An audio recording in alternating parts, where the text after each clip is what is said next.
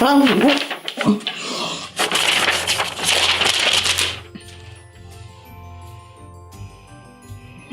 hello there, my sparkling fizzies.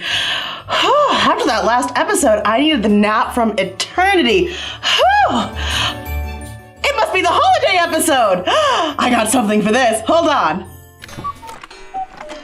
Aw, my nails seem to be gone, and my dress has changed, and yet it's not winter themed. Hold on a second, let me try something. What to do?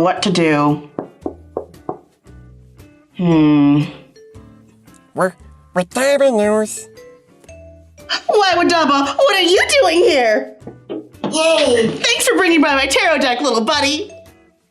Well, I guess we're talking tarot today. I don't need movie magic powers for that. It's okay, I'm a pretty adept card slinger.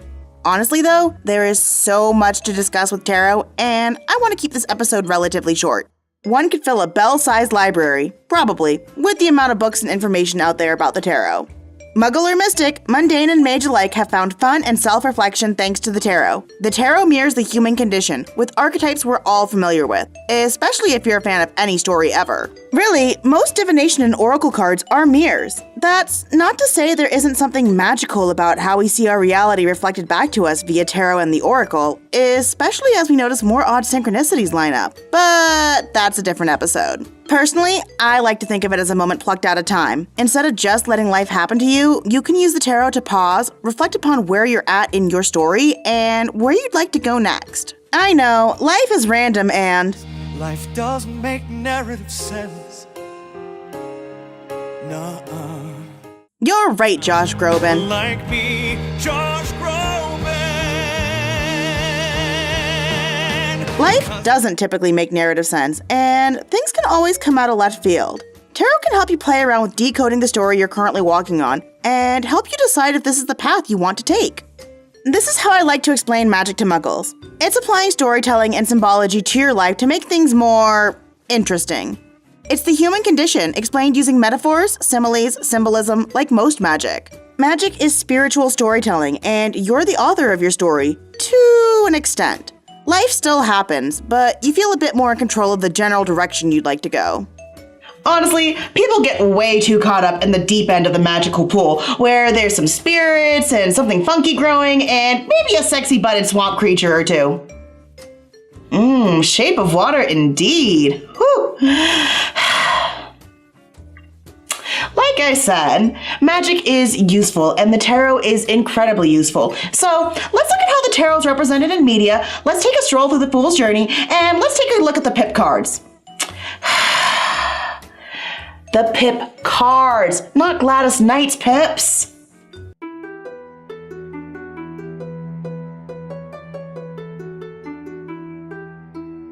The tarot is a 78 card system with specific-ish meanings. Compare this to an oracle set, which are all their own different systems, such as runes, or even something like Froude's Fairy Oracle, one of my favorite decks. Get your mind out of the gutter, you pervs. The tarot is made up of 22 major arcana cards and 56 minor arcana cards. Arcana means secrets. It can also mean mysteries. Tarot cards are made up of archetypal energies that we see in everyday life. The first 22 cards tell the Fool's Journey and talk about the major life events. The Fool's Journey fits neatly within your major story circles. Insert generic Dan Harmon joke here. The minor arcana make up everyday occurrences. For example, the Nine of Cups reminds me personally to be thankful for the everyday miracles. Such as the everyday miracle that someone organized a Guy Fieri bar crawl? That exists! This is a thing that people made happen, and I'm obsessed! Everyday miracle! Some tarot decks come with extra cards, like the Star Child Tarot comes with the Akashic Records card, the Prisma Visions Tarot comes with the Gift card, and the Woodland deck comes with the Simpsons-inspired Happy Little Squirrel card, which is just awesome. What damn. This speaks to the tarot's flexibility to the modern times. We can incorporate jokes from TV shows and still get something that reflects back what it means to be human and to reflect on where we're at in our personal story. The language of the subconscious is an iffy one at best. The tarot is one of many systems that jogs the imagination and speaks the language of storytelling. We all innately understand this language from growing up with culture and the one-eyed babysitter over there, of course. We use the tarot to externalize what we're going through and call ourselves out on our own bullshit. It's not always magical or mystical. Sometimes it's just working with what you've got and understanding where you're at in your story. So, we externalize our problems in a way that we can look at them without much judgment. We use the tarot to remove mental barriers by reading the cards and letting ourselves see the story unfold. We get a deeper understanding of ourselves and the human experience that we're currently going through. One idea behind why the tarot works is that we're speaking to our subconscious in a way that it understands, through images and symbolism. By shuffling the cards and priming ourselves with a question, we create a state of relaxation. In this state, we open up to receiving new information that we might have heard before or secretly knew deep down, but need to hear in a different way to fully explore. Another idea behind why the tarot works is that you're pulling from a well of knowledge known as the collective unconscious, but I'm not well equipped in Jungian yet to dive those waters today. There needs to be a level of trust between the card singer and the seeker. If the trust isn't there, the readings won't be accurate. If the seeker comes into a reading and isn't honest about what's going on in their lives, it won't work. The tarot is a conversation between the slinger and the seeker, using archetypes and storytelling to understand where you're at in your story. You can't reshape and understand your story when you're lying about who you are. When you're lying, when you pretend to exist in a story other than yours, unless of course you're a writer using the tarot for that, which I highly recommend. When you come into a reading assuming it won't work because you don't want it to work, of course it won't work. You show a fundamental misunderstanding of what the tarot is for. It's not to tell your future, it's to help you shape your future. Sometimes things are predictive because it's what you needed to hear to make the choice you needed to make. Tarot and storytelling go hand in hand, so let's take a look at how the tarot is portrayed in movies and television. The tarot is used as a storytelling device and a way to show but also tell when you're creating a movie. Inevitably, someone will come in and tell you what the card means, unless of course they use the death card because someone's gonna die. Oh my god, spooky! We'll get to that. One way it's misrepresented is a way to see the future.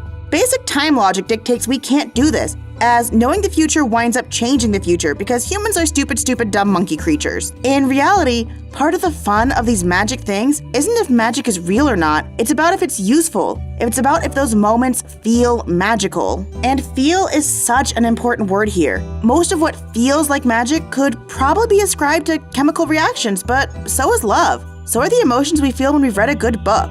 Really, when people use tarot to look at the future, what it actually involves is looking at potential paths one could take. Sometimes there's a more logical path, based on experience and, logic, that seems apparent. But we can only know what choices we'll make once we cross those points. We have the opportunity at any time to change the choices we want to make, obviously within limitation to your life circumstances. Using the tarot as a mirror of your story will help you look at the path you're on, potential paths you could take, potential paths you might not want to take, and then you can use it to help you decide where you should go next. So again, creating and shaping your own story. I know, I'm leaning hard on this concept, but if we're going to get it in the shallowest magic waters and not the murky waters with the sexy butted swamp creatures, this is something that most people can understand.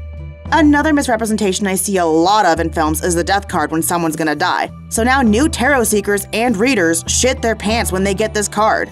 Death means change, people. It means change. It means change. It means transformation and change. If someone gets this card, it doesn't mean they're actually going to die. If you get this card in a reading, it doesn't mean you're going to die. It's Joseph Campbell, the eternal cycle of change. The old you dies, the new you is reborn. Neo gets shot and gets brought back to life or something. V is born from fire, Evie is born from water. What was that? A lot of the witchcraft branch of magic, and some other areas of magic, deal with metaphors and cycles, the cycles of life, death, and rebirth.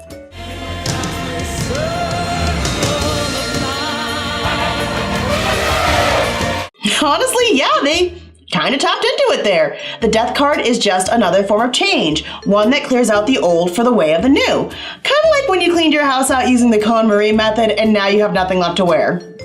Now, if you want to talk about shit that's gonna fork you up, or fork up the story you're currently in, the Tower is here to ruin your day. Sometimes it shows up after the bad shit has happened and things are clearing away. Sometimes it lets you know that the path you're on might end badly, or has some rocky times up ahead. However, from those ashes there is hope and rebirth and all that good stuff. And the devil isn't about the literal devil. It's about the things that bind you, your addictions, your bad choices, and your ability to remove the chains and bondage. Kinky. Like all things with tarot and magic, it's interpretation and it's symbolism. So take it with a grain of salt.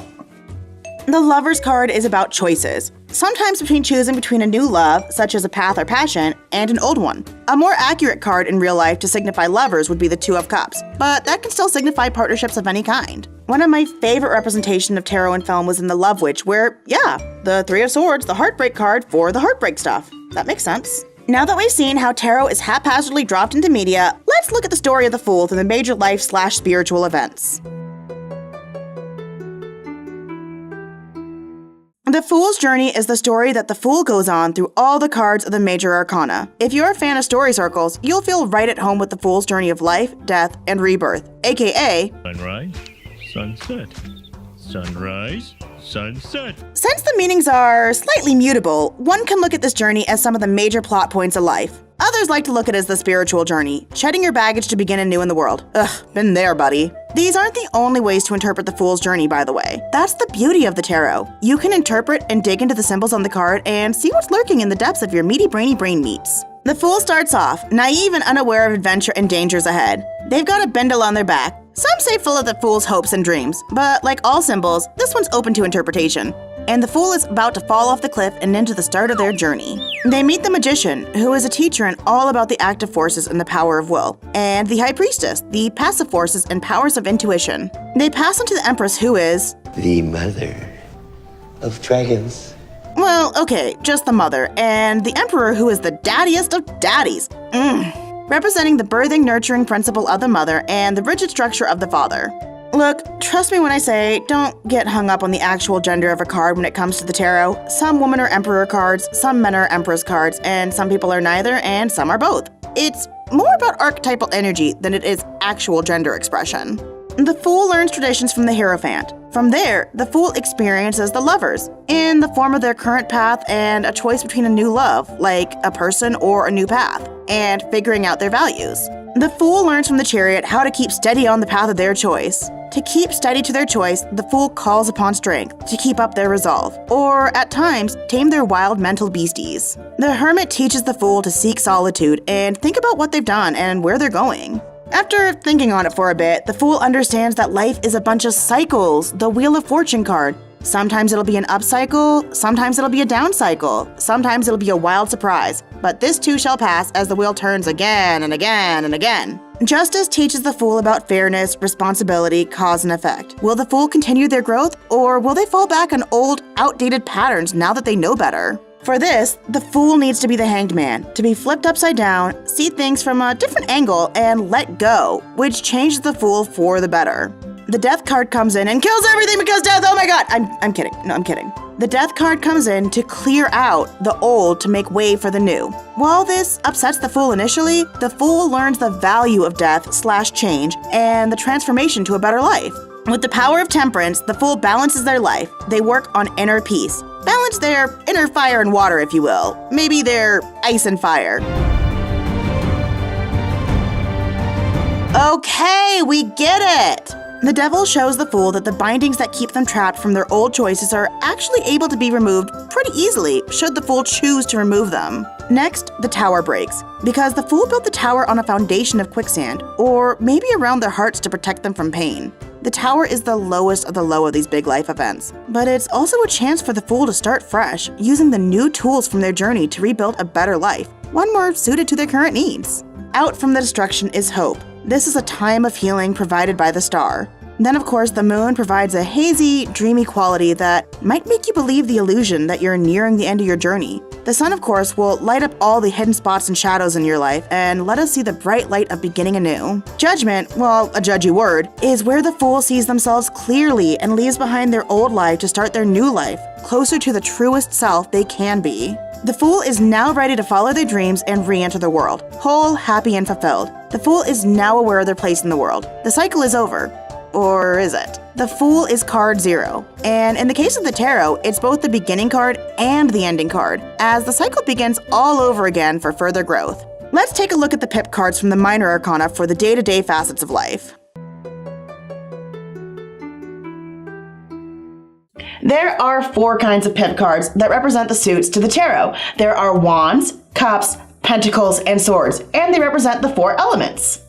The elements are Wind, water, heart, go play! well, not far off.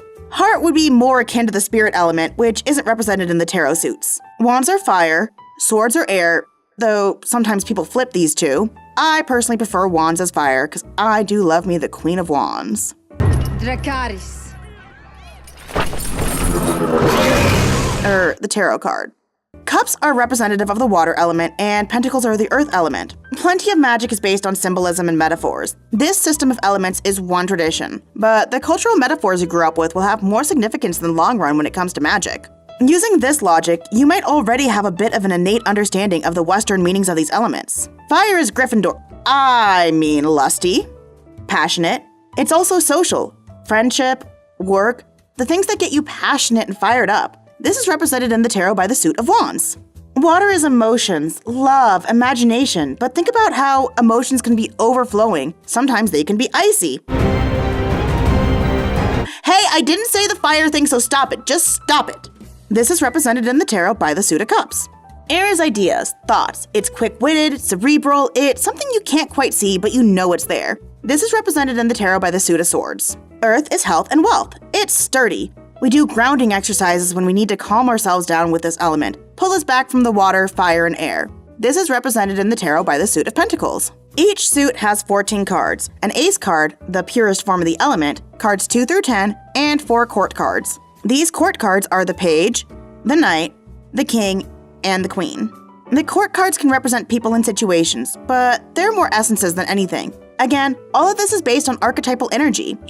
Personally, I love the Queen of Wands card.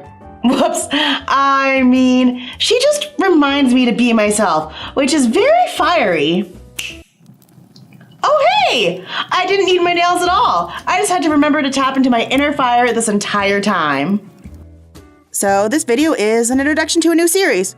Surprise! I want to dig into every single card in depth with a new series of minisodes about each tarot card, and maybe topics surrounding the tarot as it relates to movies, television, really, whatever tarot topic I'm in the mood for. Obviously, the first episode will start with the Lukes, Harrys, and Frodos of the tarot, the Fool card. My goal is to help mages and muggles alike understand the tarot a bit better. While mages experience the magic of sticky cards and cards that almost hop out of the deck, and experienced witches and wizards might be playing in the deeper end of the pool, I want muggles to know that the tarot is a tool that they too can use. It's a reflective art tool, a creative practice that lets you journal and jog your thoughts, or even just mindfully reflect to form your story of life and where you choose to go next. If you're an artist or a storyteller, knowledge of the tarot is an invaluable tool to help you create. And hey, if you want to know more about the tarot, I've got a free cheat sheet printable for you to download down below. I'd love to know that more people are using this fantastic tool for growth. Well, that looks like that's about all the time we have for this episode. My brain is still very, very tender from the last episode, but I can tell you that the next episode up is gonna be... That was weird. Let's try this again. The next episode up is gonna be... Okay, I guess it's gonna be a surprise. Movie magic works weird. I don't know why, when it was slamming in my face again. I don't know why the door started kicking me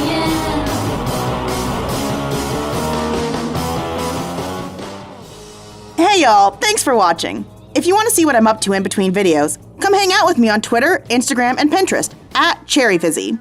Come over to cherry-fizz.com, home of witchcraft and geekery, for pop culture tarot spreads and other fun between episodes. Do you want to help me create more everything? Find me at cherry-fizz.com/patron to become a patron of my pop art witchcraft.